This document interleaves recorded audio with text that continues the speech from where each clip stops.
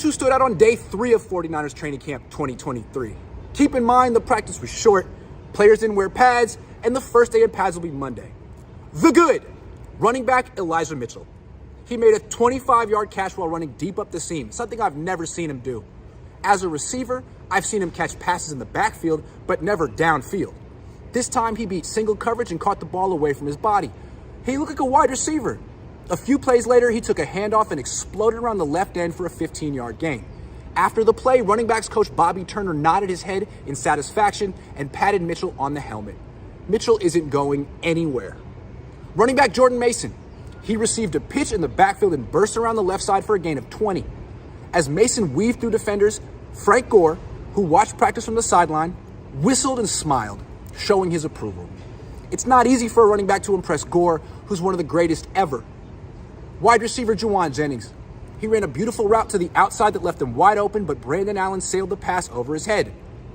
Later in practice, Jennings ran another gorgeous route, this time to the inside, and Sam Darnold sailed the pass over his head too, but Jennings jumped as high as he could and made a spectacular one-handed catch. Only he and Brandon Ayuk could make that grab on this team. Cornerback Samuel Womack.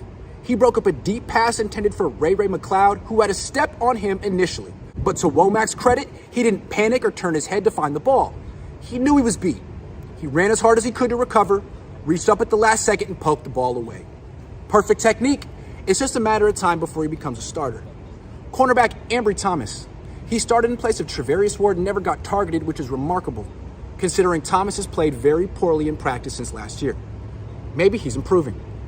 Cornerback Deshaun Jameson. He played left corner for the second team defense and broke up a pass intended for Deebo Samuel.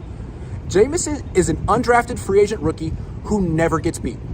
He should make the 53-man roster.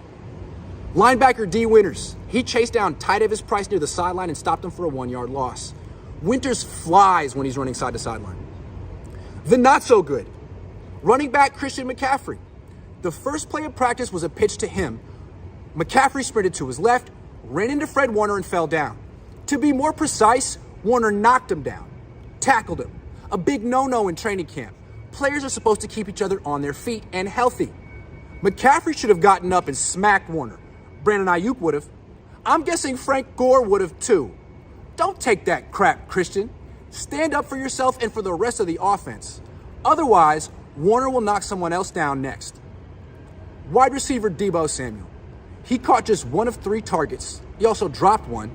Through 3 days of camp, Samuel has caught just 2 passes during 11-on-11 team drills. Give him credit for being in shape and saying all the right things. Now he needs to start competing because he's cruising through these practices while Ayuk busts his tail. Tight end George Kittle dropped his only target of practice. Kittle used to be a monster in training camp. Now he's an older player who paces himself. You hardly ever notice him. The quarterback room. The 49ers like to brag that they have one of the best quarterback rooms in the NFL, as if they all can play at once. Today, the 49ers' 4 quarterbacks combined to complete just 12 of 26 passes. Pathetic.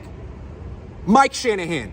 He watched practice by himself in the far end zone while reading through the practice script like he was the real head coach of the 49ers.